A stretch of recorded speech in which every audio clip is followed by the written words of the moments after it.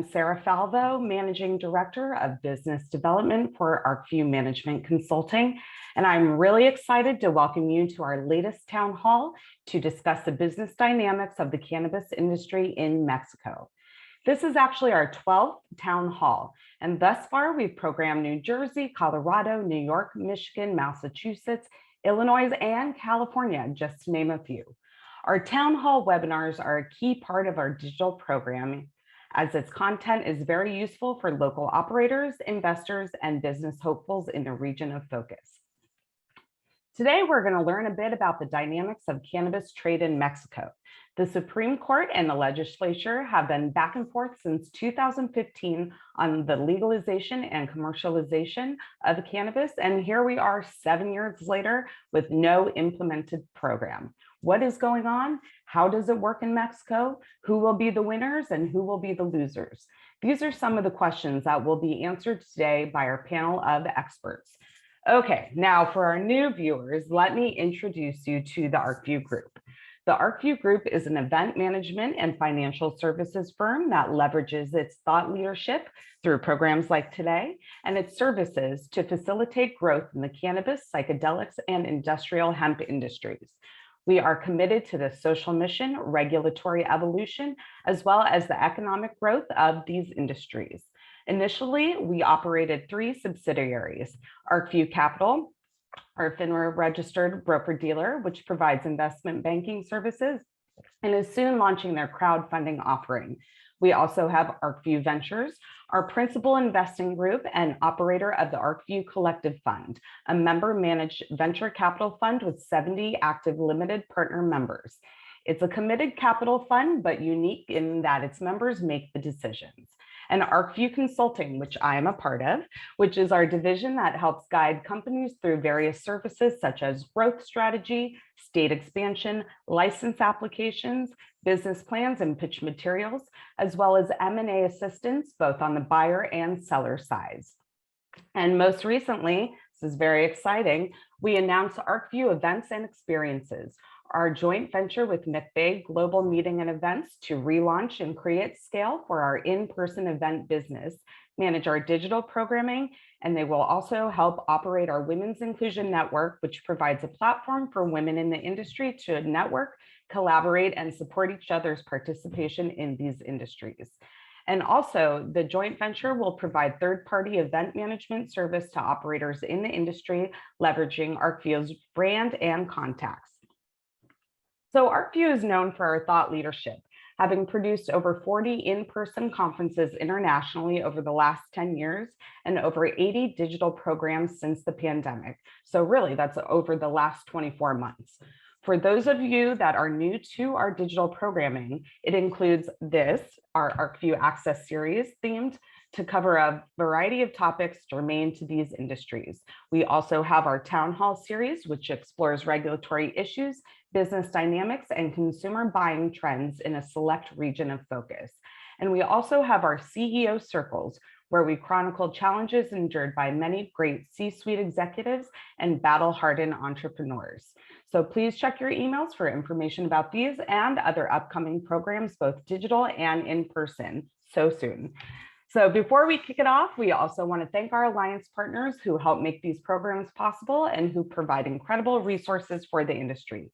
Ice Miller, Dwayne Morris, Green Growth CPA, Alpha Root, Grow Flow, Work, Zuber Lawler, Waterton Partners, and North Star Financial Consulting Group. Just a reminder that there is a Q&A box at the bottom of your screen. So please drop any questions in there. And if we have time, we will get to those. And also a poll just popped up. So if you'll just take a second to fill that out, we appreciate your feedback and it helps drive our programming going forward. So with that, I would love to introduce the CEO of the Arcview Group, Jeff Finkel. Come on screen, Jeff. He will be our moderator for today, and I will let you take it from here. Awesome. Thank you so much, Sarah. Good afternoon, Arc viewers, and welcome to the Mexico Town Hall. Yep, this is our first international town hall. And yep, Mexico's not exactly a town, right? But a country with a population of about 129 million. And not only that, the second largest economy, a leading economic power and capital markets hub in Latin America. It's estimated, in fact, that a legal cannabis market in Mexico could be a $3.5 billion business annually within 5 years of launch. But like the US, Mexico has a storied past with cannabis, having outlawed its use in the early 1900s in an effort to demonize the plant. Sound familiar? But in 2015, the wheels of justice and reform began with an initial action by the Supreme Court, and in 2017 with the approval of medical use, and from 18 to 2021, additional Supreme Court and Senate actions. We're going to learn a little bit more about that tango of the courts and the legislature shortly. So we hope to cover 4 topics today. And I say hope to, because we very well may run out of time before we can do each one of these justice. So we're going to try to cover the current regulatory status, the impact of legalization on the legacy market, the cartels and other organized crime entities, the impact to the United States, and finally, a discussion about the investment landscape, capital markets, and support infrastructure in the region. All right, our events team has put together a great group of panelists today. So let me move forward and introduce them. I'm going to start with Jeff Trotter. Jeff is the Chief Growth Officer at Cannabis, a professional services firm centered in the cannabis industry and fully aligned with the UN Sustainable Development Goals. Cannabis offers 3 pillars of service: investing, convening, and advisory, where they help companies provide their services through an ESG framework. Prior to co-founding Cannabis, Jeff had numerous C-level roles, as well as serving as a Big 4 partner-level executive at a management consulting firm. Welcome, Jeff. Next, we have Lorena Beltran. Lorena was born in Mexico and began her career in the cannabis industry in 2014, where she joined the team at Charlotte's Web. In 2016, she joined Concentrate USA as Latin American Operating Director, and in the same year, became an active international consultant and speaker, speaking at conferences in Mexico and promoting the approval of the cannabis for medicinal and scientific purposes through her affiliation with Cannabis Salud. She's the founder of AllCan, a not-for-profit providing education on the topic, and serves as chairwoman of Gateway Proven Strategies and as an advisor to Cannabis. Good to see you, Lorena. Hernan Gonzalez Moneta. Hernan advises clients with respect to Mexican international tax and corporate matters for the international law firm of Duane Morris. In addition to his international corporate transactions practice, he's advised Mexican federal government agencies regarding compliance matters and has secured registration of foreign banks and pension funds to operate in Mexico. In addition, Hernan has successfully handled several tax administration and intellectual property litigation procedures. Thank you for being here, Hernan. And of course, the man that needs little introduction in these circles, Steve DeAngelo. In addition to being the co-founder and spirit of the Arcview Group, Steve is a globally recognized cannabis leader. As a lifelong activist, author, educator, investor, and entrepreneur, Steve has spent more than 4 decades on the front line of cannabis reform. His most notable business achievements, in addition to co-founding the Arcview Group, are the co-founding of Harborside, one of the first 6 licensed dispensaries in the United States, Steep Hill Labs, the first cannabis testing company, and Last Prisoner Project, dedicated to fighting criminal injustice and reimagining drug policy. Welcome back to our stage, Steve. It's been far too long. Great to be back here with you, Jeff. Thanks for having me. Terrific. All right, listen, let's dive right in. I'd like to set proper context for the discussion today. So give us an overview of the current state of the legalization effort in Mexico. There was hope of a final passage, I think, in December. Now, where does that stand? Maybe we can start off with you, Jeff. Great. Well, welcome. I should say thank you for welcoming me and being part of this great panel. It's wonderful to be with Hernan and Lorena and Steve, and of course yourself, Jeff. Apropos the question, where it stands is that, over the last few years, as you alluded to, we have seen some shift, slow, albeit in the legalization of medical cannabis. Recreation, of course, is still to some degree out of reach, but I think the sense is that we're beginning to see some significant movement in a positive direction if we look at some of the personnel shifts and or promotions, for want of a term, within the sitting government, the Lorena government, which is, of course, AMLO's is the president. In the last 3 months, 4 months, the moving of Olga Sanchez Cordero to the president. We have a little bit of a freeze. Supreme Jeff, Court. you froze a little bit. We'll try it again. If it happens again, maybe we'll just ask you to shut your camera down. But go ahead, please proceed. Yeah, just that she's now the president of the Senate. Prior to that, she was the Minister of the Interior in Mexico, and prior to that, she took that role when AMLO took the presidency. She was one of the Supreme Court justices that in 2015 actually legalized the opportunity to actually have at a personal level some cannabis. So I think the view now is that this sitting session of government is really aligning itself to have one final charge, I believe, to then see the full federal legalization of cannabis in Mexico. It firmly rests on the shoulders of Senator Olga Sanchez Cordero, who was herself largely responsible for the creation of this law and pushing it through the Senate. What, it's different in Mexico than in the US, but outline for us what the Supreme Court's role in driving legislature action here.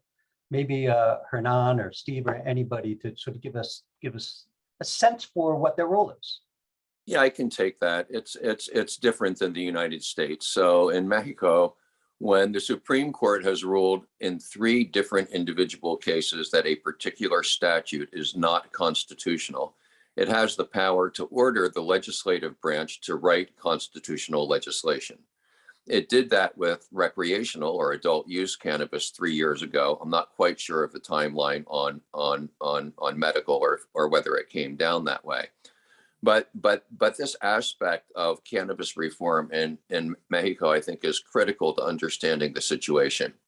The change in Mexico came from the top down. It was not the result, like in the United States, of a widespread popular movement from the bottom up that forced politicians to take action. It was the result of judicial decisions that came from the top down. In my view, the reason for the dallying and lack of effective action by the legislature is because right now there's no real incentive on the elected officials to act because they have not felt that pressure from the bottom.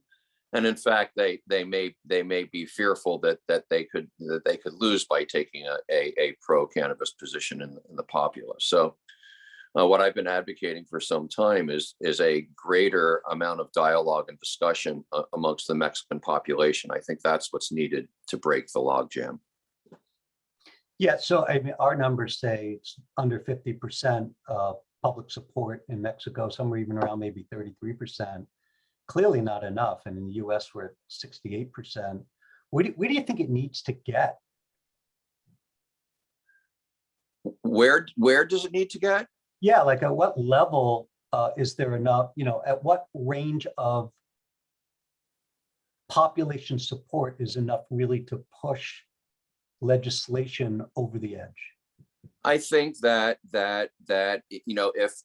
the elected officials in Mexico perceive significant engagement and involvement from voters at the bottom, that they're going to respond. So I'll give you an example. In Oaxaca, there's a widespread organization of indigenous rural agricultural communities, and they're very effectively organized and plugged into the political structure of the state of Oaxaca. And they have been organizing there for a number of years, I think more effectively and more openly really than any other group in the country. And they managed recently, a group called Oaxaca Highlands managed to get a audience with 8 Mexican senators. And I was there at that audience. I participated in it. And it was really remarkable. At one moment, a video was shown of some of these indigenous cannabis cultivators to the senators. And one of the senators actually broke down in tears because there's been this very long disconnect between the people who have actually been affected by the cannabis laws in Mexico and the people at the top of the pyramid. So that communication gap needs to be closed. And I think there's a number of ways to do it. But the level, I don't think the level needs to be very high because the politicians are already feeling pressure from the top down. I think they just need to see some sign of engagement at the bottom, some nudges from the bottom, and I think it could make a huge difference. There was supposed to be a vote mid-December to ultimately approve, I think December 15th. What happened? Did it happen? What came out of it? I can answer that. I think that first of all, the congressional period for the session ended on December 15th. There has been some disconnect between politicians in certain approaches on the bills. There's been a back and forth on the proposal on certain topics, but a couple of the main concerns have been that one of the ideas is to appoint as governing body the agency that is fighting addiction. And they believe that there could be some impact on the rights of certain people by being stigmatized by having that entity as the governing body of the institute that will oversee the licenses and the permits to commercialize cannabis. So that's one of them. The other is political interest. Let's not forget that it's all surrounding elections, surrounding the also the efforts from other sort of interests, economic interests. You have the pharmaceuticals, you have industrial interest, lobbying hard and pushing for certain concepts to stay and others to be included in the bill. So I think it's that. I think that it's also they run out of time and they're expecting to do that within this first quarter. That's what they have lately reported, but we shall see. I think that the landscape is there. I think that the Supreme Court has continuously extended the period of time that they had since the last deadline was April 30th of last year. They tried to go into an extraordinary session, but then the Supreme Court again put the hammer on them in July of last year, basically legalizing adult use for recreational use. So I think that it's also a big challenge. Let's not forget that it's not only about the general health law. You have another set of legal framework that needs to be adjusted and provide for rules as to how this is going to be commercialized, what type of permits, what type of curriculum you're going to need on the people running laboratories, things like that. So I think that they are moving forward. And again, as Steve said, there is an interest from the top to regularize, and they have expressed this to be a top priority. So what's the next action or date that we should focus on? I can definitely help with that too. I'm sorry for interrupting. I'm based in Mexico City. I'm an external advisor in the Congress, and I can tell you that nothing is really moving right now. As my friends were mentioning, it's taking a long time, and it's gonna take a little longer. I think everything summarizes in who signs the bill, right? The president. He doesn't want the adult use to be approved.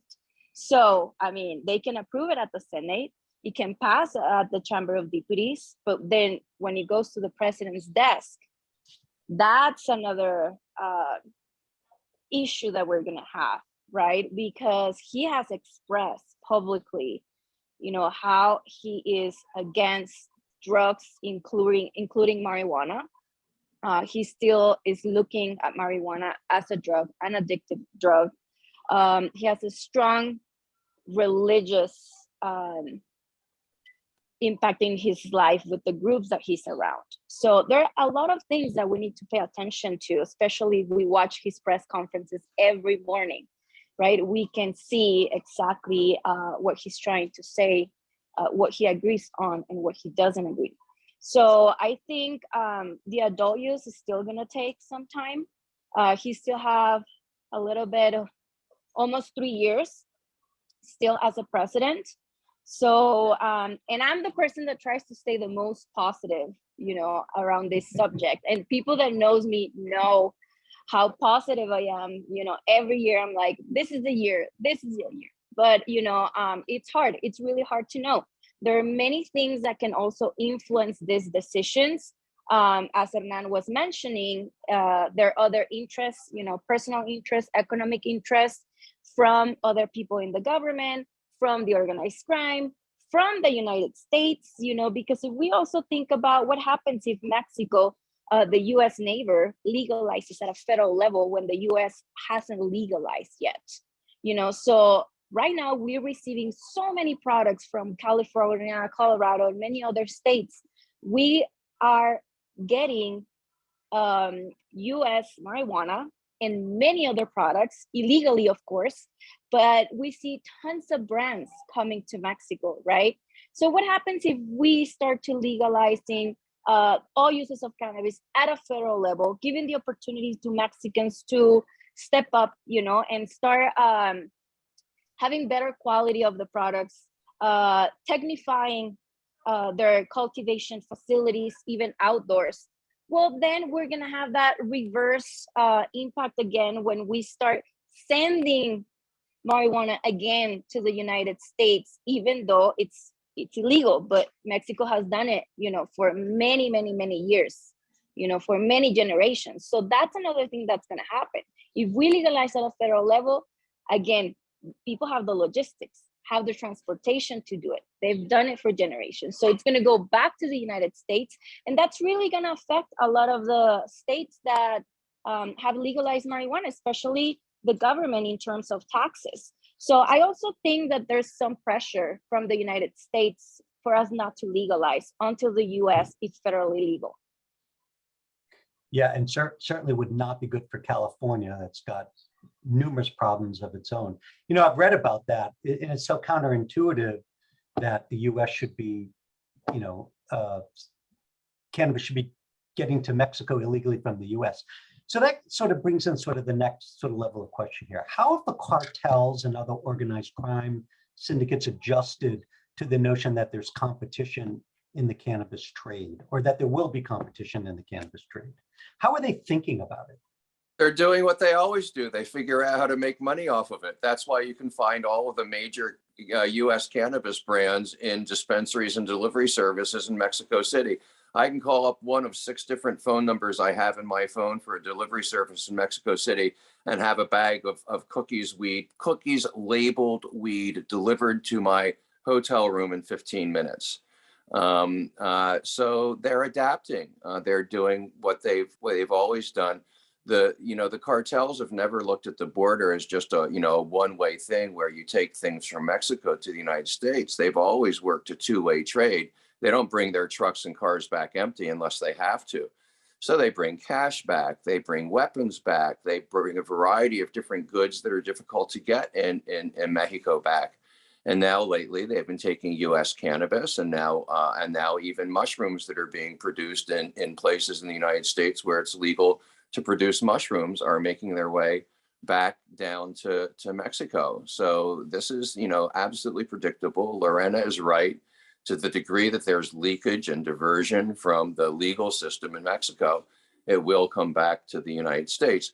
But I can just imagine right now the discussions that are going on between Joe Biden, a deep dyed-in-the-wool prohibitionist, despite all of his protestations to the alternative, and AMLO, who is a similar character in Mexican politics. And these two guys are, are firmly agreed that legalization should not move forward. So I think Lorena's analysis here is right. Again, I think the solution is the same. The legalization of cannabis is profoundly in the interest of the Mexican people.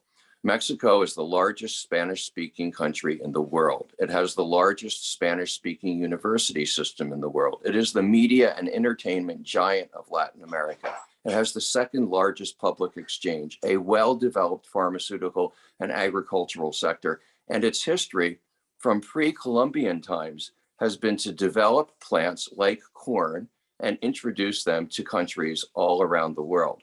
So the Mexico is poised to be the leader for cannabis in the Spanish-speaking world globally, ahead even of Spain.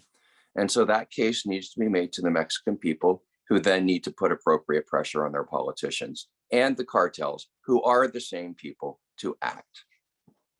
Yeah. If I may, just to complement that, I think that, let's face it, the moment that it is legalized, I know that they have been focusing in different, for other efforts, other type of harder drugs lately, right?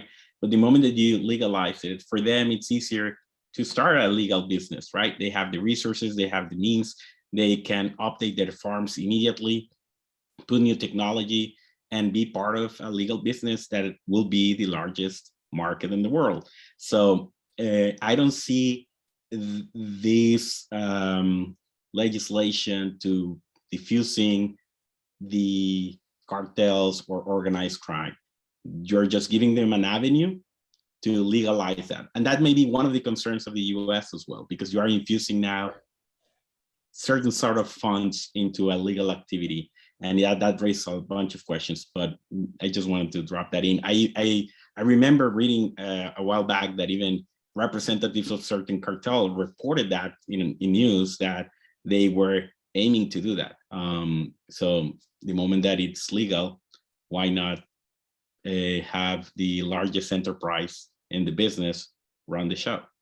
Well, Hernan, that I'm just going to drop a kind of radical idea. I'm a radical guy, but isn't there a national compromise to be made here? Mexico has a huge new industry that it needs to stand up, that the cartels have traditionally made money off of. Most of their skills, extortion, smuggling, bribery, enforcement, will not be needed in a legal industry. But one thing that they have, capital and financial management skills, will be absolutely needed by the legal industry. Wouldn't it be in the interest of Mexico to take those billions of narco dollars and bring them into a legal industry that could help Mexico fulfill its destiny of greatness? I mean, from a revenue perspective, yes, always, right? Cash is king, and why not tax it? But the reality is that it will contradict the other principles that as a country you're trying to fight, right? Avoid corruption, the lemma of this administration, right? So I think that I would put it this way: either way, whether they legalize their industry or whether it's by other participants coming in, whether foreigners or local players, generating that anticipated huge revenue, in what it's going to be used. Is it going to be used to attack certain other addictions that really affect the humans? Are you going to use it for social programs, or are you going to use it to really fund the law enforcement and police to attack illegal activity, drug cartels, etc.? So it's an open topic that we can spend hours, but I think that there's a big sector that thinks that this is gonna diffuse violence, that's gonna normalize things. I personally think that that's not gonna be the case. Recent activities from those groups in putting threats to certain businesses unrelated to anything that touches drugs, or asking for payments in exchange of protection, and you name it, from made up unions I think that they're not gonna disappear. To the opposite, I think that you're giving them another avenue to keep collecting taxes from the people. And let me just add real quick. Sorry, Jeff. And I go agree ahead, with Lorena, Steve. please. I definitely agree with Steve. That's definitely what's going to happen. Let's be real. Mexico is ruled by narco politics. They're not separated, right? So we need to work around that because nothing is going to change tomorrow, even though if it becomes illegal, right? Look at the avocado industry. It's not a drug, but there's so much going on around avocados and anything that makes money, especially from the land, right? So we have cannabis. Just think about it. You know, if you've seen the documentary on Netflix, Rotten, about the avocado war, you know, it's the exact same thing that can happen with cannabis. It's going to happen with cannabis. And the people that we're talking about who has been growing for generations, you know, it's the legacy market. And as, you know, Steve was mentioning, of course, they already have the logistics, they have the money, and they're going to be part of the legal market. You know, it's another way for them to also do money laundering, you know, like many other groups in the United States are doing it. You know, it's not only happening in Mexico. We have cartels and mafias everywhere. Just look at California, how many of them are there? So, I mean, we just need to work around the issues that exist. You know, it's a reality. So if we start calling things by its name, its real name, you know, there's a ways to navigate. It's not for everybody. Mexico is not going to be for everybody, you know, especially, you know, foreign investors that just come and going to try to take over, like I've seen in many other countries, like I've seen in Colombia and Latin American countries. But Mexico, it's a different game. I think that there's going to be risks, yes, but the industry is here and it's developing, you know, and we see foreign investors taking those risks, but in a very smart way, you know, working with the Mexican companies and Mexican groups to make something that can really thrive. You know, everybody wants to make money, everybody wants to make an impact, everybody wants to be a pioneer, you know, so there's ways to do it, but let's keep it real. Mexico is a different game. Yeah, before we move on, Jeff, I know that you'd like to sort of flip the topic, but before we do go on, No, I want to go deeper here. Oh, you do? Okay, well, that's good to know. Well, let me just for some fun and for the audience too, let me go on record and say that I believe that AMLO will federally legalize cannabis in his term, and so you heard it here.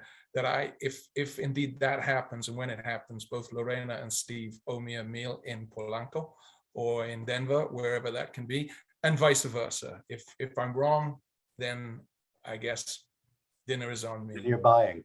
Yeah. I hate betting against legalization, but I'm looking forward to that dinner. Yeah. No matter who pays the bill, right? Because then we're then we're getting together for something. Good. All right, so it sounds like the consensus of this panel is it's a fait accompli that cartels and existing purveyors are going to lead in a post-prohibition world. But let me dig a little bit. Steve, I know, look, you're a big supporter of legacy markets and helping them transition to legal. You've gone on record as saying, you know, and I know of the good work you're doing in New York. I like to say as a New Yorker, I'm actually a transplanted Bostonian. I don't want to own the New Yorker moniker, but I do appreciate your efforts on this in our state. But is it the same in Mexico? I mean, sort of legacy to legal in the US doesn't necessarily mean purveyors of violent crime being the fait accompli to the new industry. In New York, as we know, it's very different. There's a lot of density. It's run by a lot of Dominican native people that live in the US and have this active business. And you could make the case that it's their industry to lose and that the legacy should be the natural successor operator in that industry. But is it the same in Mexico? Is it different? Is there, you know, to Hernan's comment, you know, what about the moral sort of compass on that? It's hard to compare the two. Well, let's be clear. The vast majority of the millions of people who work full-time or part-time in Mexico's cannabis industry never have picked up a gun in their lives, never have committed an act of violence against another human being in their lives. I was just spending time with the indigenous cannabis growers in the state of Oaxaca, many of whom are women, many of whom are grandmothers. They've never committed an act of violence against anybody, but lots of acts of violence have been committed against them. One of the people that testified at that panel in front of the hearing was a young woman who talked about all the soldiers and all the policemen who came into her village over the course of the last 3 generations and raped women and stole money and stole weed and compromised the governance of the village. So the majority of the people who work in the cannabis trade in Mexico aren't even involved with the cartels. The majority of people who produce cannabis in Mexico, like most places, are small growers.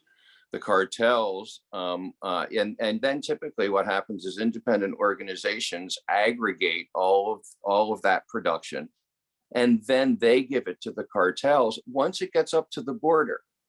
It's generally the role of the cartels in the cannabis trade in Mexico to move the weed across the border.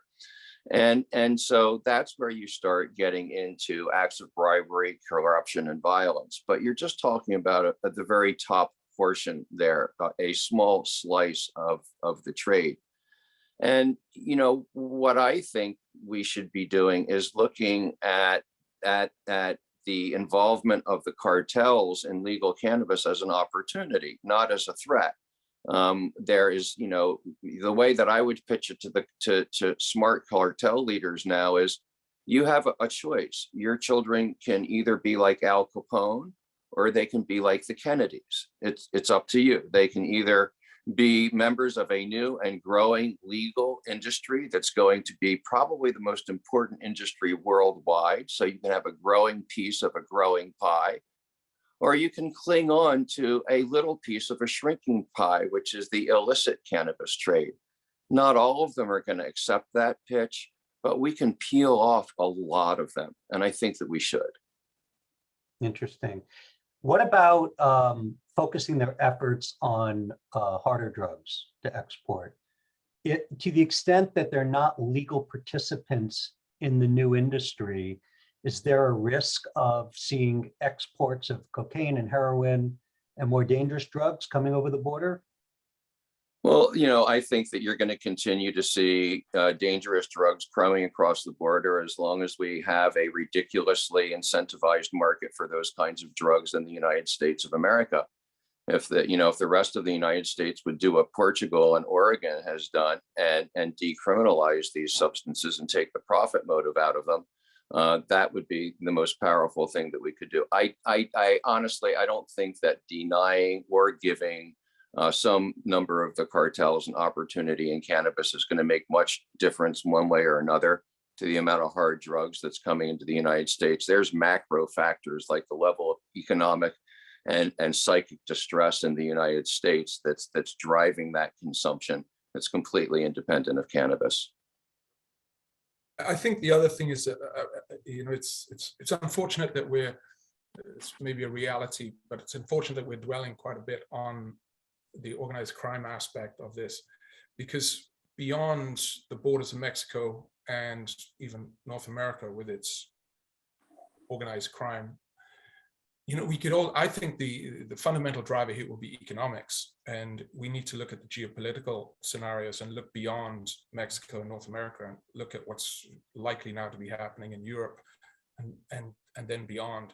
And I think those economic indicators will basically G up the decision making that fundamentally will happen, whether in Mexico or in the United States, in the foreseeable future. It'll all boil down to economics and the loss of opportunity in a market. I think that to some degree, the issue around organized crime in Mexico is a little bit of a red herring. I think they'll find a way.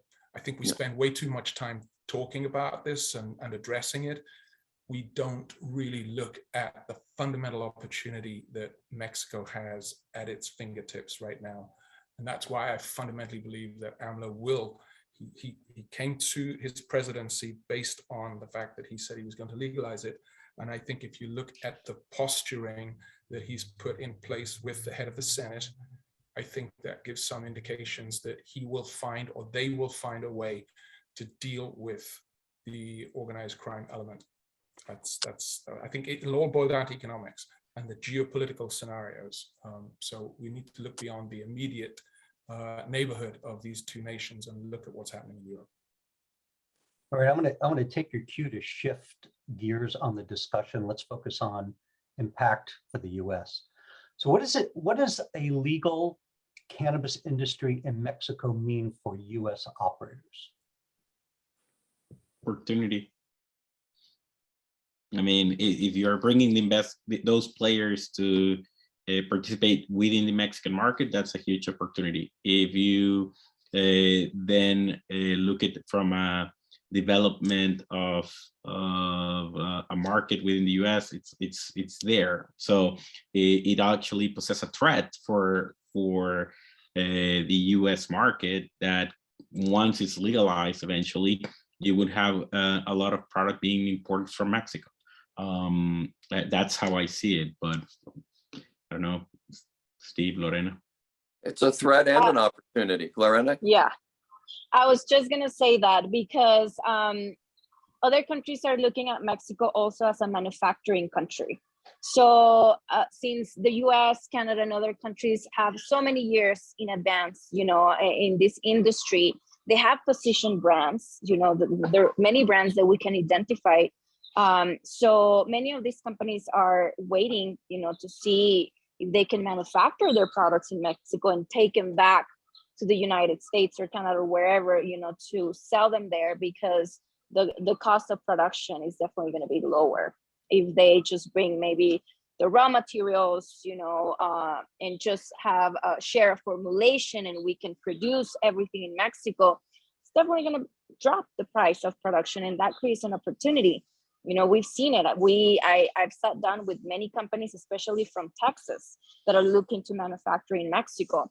And not only products like CBD products, you know, I think also the industrial hemp industry is going to thrive in Mexico like we haven't seen in the US or Canada, because again, we're a manufacturing country. We have so many industries in our country, the automotive, you know, the textile, paper, construction. We have everything. We have the technologies to process so many raw materials into end products.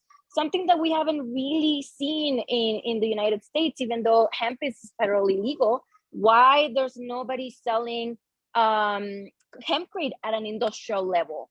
Why nobody's really, you know, producing big amounts of paper? Because, you know, there's a huge gap between growing, processing, doing the first processing, which is just separating fibers, cellulose, and herd. But then what happens when you have that material?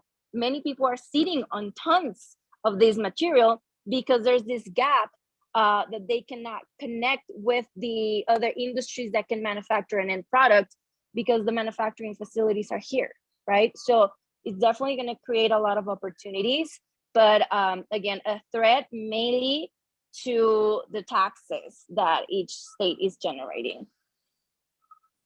Steve, any additional thoughts on threats? I know you were quick to say opportunities and threats. Yeah, well, look, there's going to be opportunities mainly as the Mexican market begins to develop, and people who have expertise in cultivation, processing, manufacture, branding, to some degree distribution in the US market will be able to take that expertise to Mexico and leverage it. As the Mexican industry develops and starts producing products, which I think are going to, at least some of them are going to be of very high quality and at considerably lower cost than US producers can make, it's going to become a threat for US cultivators. It's going to become a threat for US manufacturers, and it's going to become a threat for US brands. I think particularly on the global market, as we look ahead towards a global regularized cannabis market where cannabis brands can sell into a global marketplace, the Spanish-speaking world is going to be a major, major market for cannabis. And so I think that U.S. companies either get involved with Mexican companies and support them and see them as their gateway to the Spanish-speaking global market, or those companies will turn into threats eventually. Yeah. Okay. All right. What is the investment environment like in Mexico? Nascent, but it's happening. I'm in conversations with one fund now that has already taken in capital, has already made investments, is focusing mainly now, of course, on what they can, which is ancillary, mostly ancillary cannabis related businesses, as opposed to any type of plant touching business, because it's just not investable yet there. But the first steps are being made to create those vehicles, and plans are being laid to be ready as soon as it happens. So the investment structures are a bit different in Mexico, but the folks I'm talking to have created the functional equivalent of an early stage fund. Is there? Go ahead, Jeff. I wasn't actually going to say anything at that point. It was me. I was just to say that I think that it will also depend of what the regulator is going to present as actual rules, right? Because that's going to determine what's going to be my cost, where is my actual margin. But in terms of local players for investment, absolutely, there are.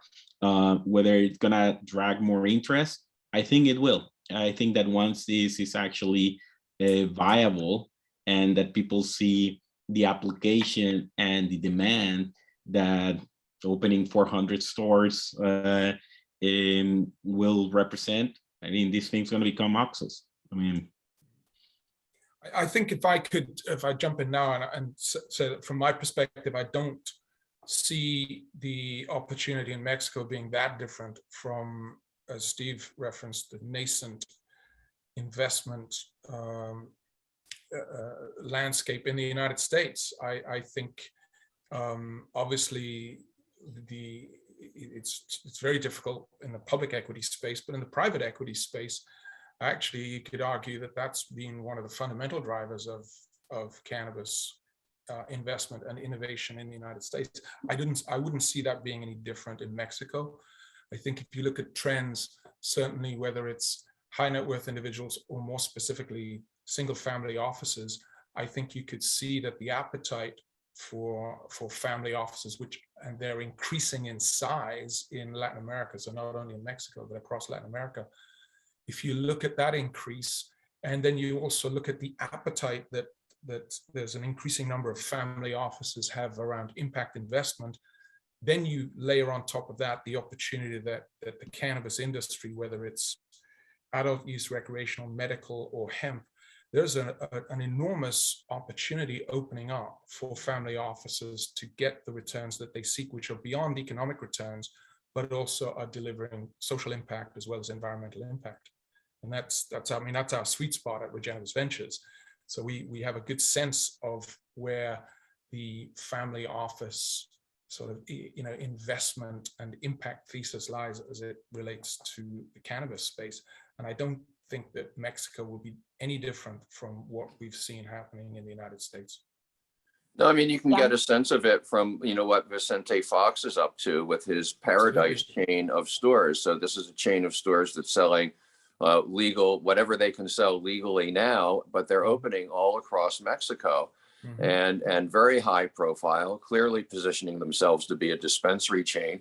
And Vicente Fox comes from the right side of the political spectrum in Mexico. He represents very much the investor and business community perspective. So, and I'm sure Lorena and Hernan have sat down with some extremely high net worth individuals in Mexico who are, very interested in the industry.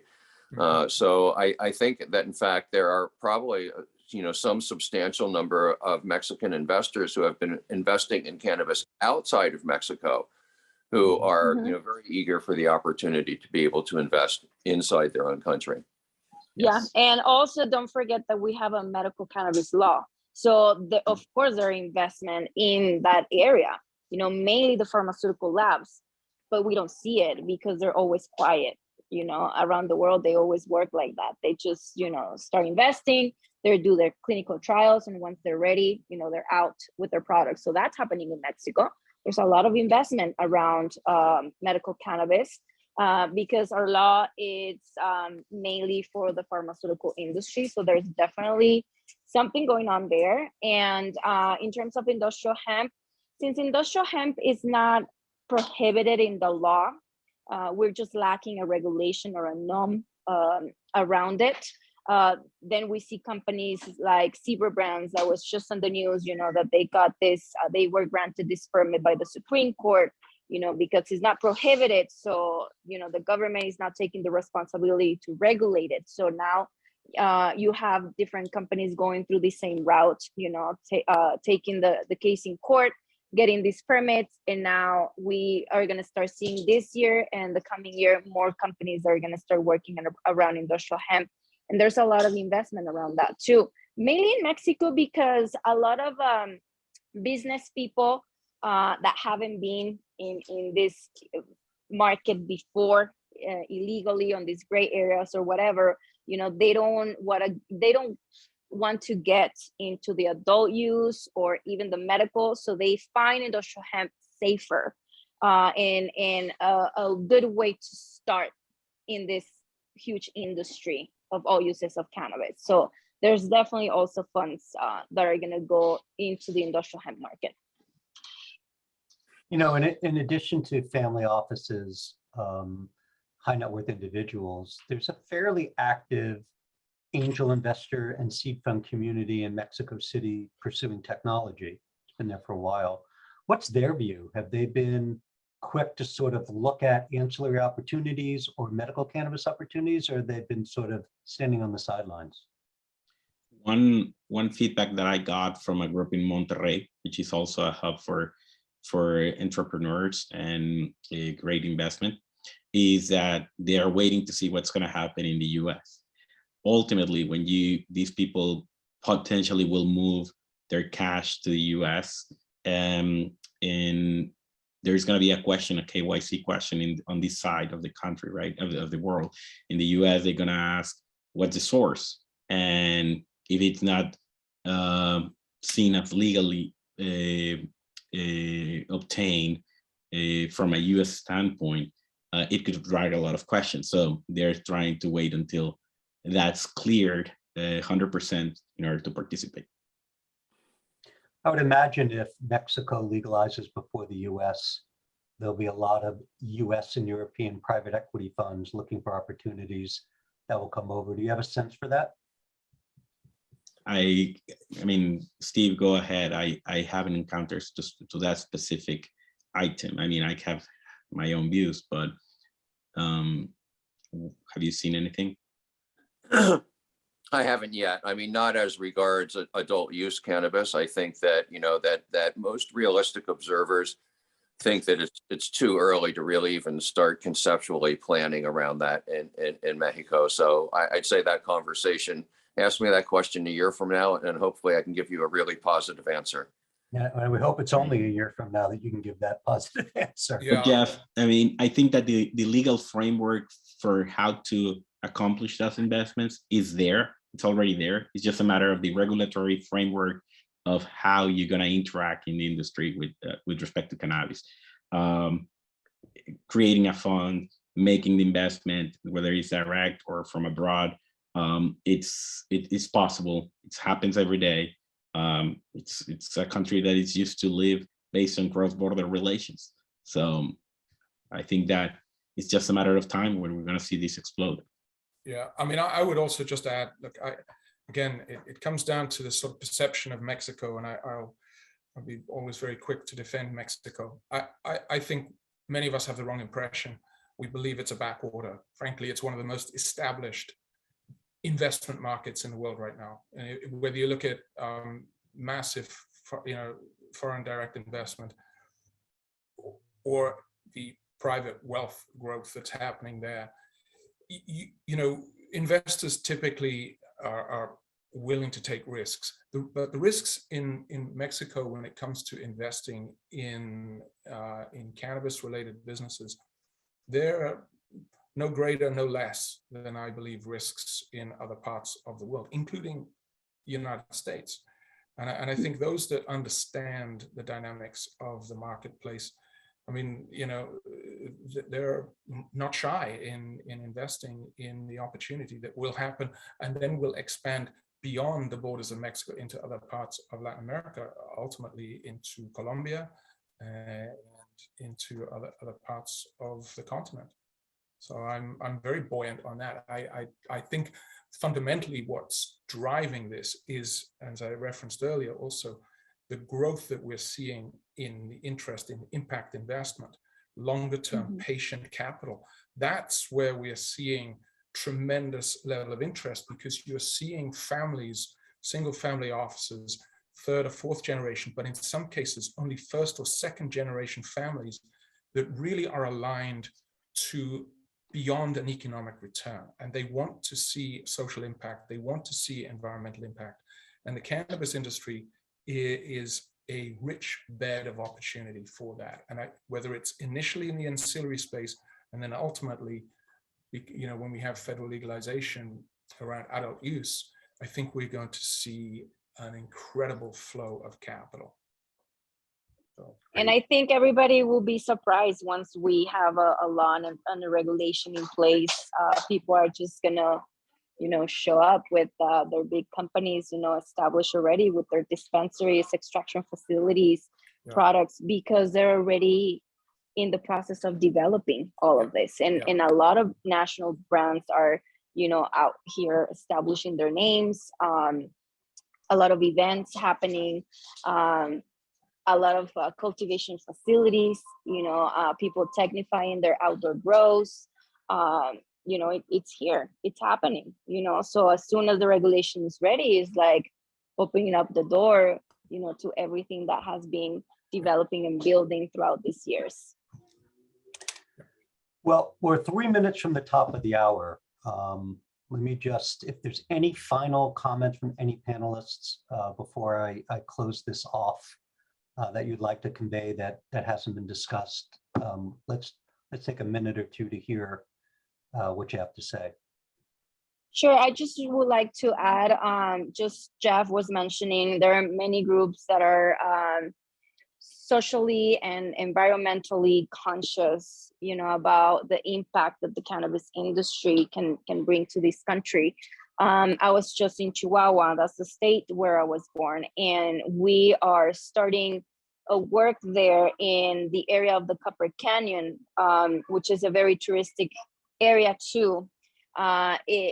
And there's a lot of conflicts there because of indigenous communities, you know, not having opportunities, not having employment, not having, you know, investors coming to expand projects there to bring more tourism. And this is because a lot of violence that started happening, you know, for years. And now we are in danger, not only the indigenous communities that live there or the groups that are living in those areas, because everybody in general, the whole society is in danger, because now they're cutting down trees, for example, you know, because they don't have opportunities. So they need to eat, they need to make an income, you know, to feed their families. So now they're cutting down the trees of the forest in the Copper Canyon. It's very sad because, you know, they're disappearing, all the pines and the trees there. So that's a consequence of not having water or animals, you know. So now the government is starting to see these problems that are now affecting the cities as well, because we don't have clean water, because we don't have good food, you know, that used to come from the farmers in the mountains, and they're not growing marijuana as they used to, because that was a really good way to make income for these families, because the United States legalized, so they were not really buying Mexican cannabis anymore because of the conditions, you know, that it goes to the United States is not the best quality, you know, let's be real. So they're not buying it anymore, they're not growing it anymore. Poppy, it's not being grown as much anymore. The prices dropped as well. So what are they doing? Cutting down trees. So we bring proposals to the government and say, hey, you have a huge social and environmental problem, and there's solutions that can bring. One of them is cannabis, is industrial hemp, because we can do this and that, and most of us know what we can do with it. So now they're looking at it as a big opportunity. So thanks to that, we're able to push at a state level. We're not even touching federal anymore. There's too much conflicts, too many people involved, things not moving forward, but at a state level, it is moving a little bit more. So we are taking, these opportunities to also make the impact that we need to make right now as an urgent matter in many places like Chihuahua, like Oaxaca. Thank you, Lorena. That's great stuff. On that end, if I may, just quickly, one of the good things on this proposal is that it's looking to designate a specific number of the license that's going to be granted to go to those communities that have been most affected by the illegal activity of growing marijuana. So that's about 40% of the total license that's going to be issued. So that, I think that's a good start on that point. And then the other one is that although we are all expecting that the government will sign off on this, I don't think that this administration per se would endorse it or promote it. And I'm not expecting, or I would say that it would be unlikely to see them providing some sort of tax incentives for the industry to develop local businesses or attracting foreign investment. I hope that I'm wrong, but I think that they're gonna take their stance and some distance about it. If I could just add, and then we'll let Steve close it out because he's very good at closing all of these things out. I would just say that it sounds like Hernan, you'll be joining this dinner that I'll be paying. I'm potentially paying for. But I would also just say that we're hosting an event at the United Nations in May, and one of the keynote speakers we hope will be Olga Sanchez Cordero, the president of the Senate of Mexico, where she's going to come and give a keynote and talk about the opportunity that's happening right here in Mexico. And I think the overwhelming takeaway really is, and I'm going to sort of really make a mess because my Spanish is not great. There was a time, I would say, with wine and hope, everything is possible, but con cannabis y esperanza, todo es posible. Fundamentally believe that, and that I'll hand over to Steve and you can wrap it up. Thanks, Jeff. I agree with you. Absolutamente. Toda es posible. I would encourage everybody who's thinking about cannabis in Mexico to consider that nobody knows for sure, but quite likely next to English-speaking cannabis consumers, the next numerically large population of cannabis consumers globally is Spanish-speaking cannabis consumers. I think that Mexico is likely to be the gateway to that global community. I think that Mexican producers and brands are likely to take the lead in that community, and that anybody who's interested in being part of that very, very large global cannabis community should dip their toe into Mexico, at least early on, to get a sense of where the future may be heading. Great. Well, look, great stuff. A big thank you to our panelists. And I always like to say this also to our world-class production team that does such a great job at putting these things together. I couldn't be more proud. And to our viewers. I think over 30,000 of you have joined our program since we launched in 2020. We appreciate your support, the sharing of your ideas, and thank you for filling out that survey.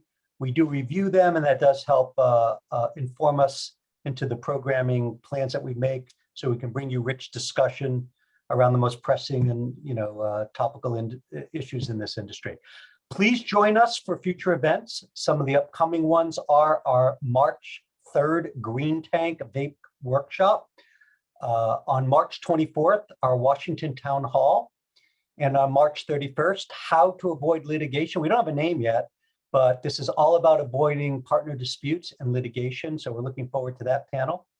And I think in the chat, there should be a link to Arcview Group events. Maybe Erica, you can put that in there. Thank you all. And with that, we'll close. Please enjoy the rest of your day, and we look forward to seeing you here next time.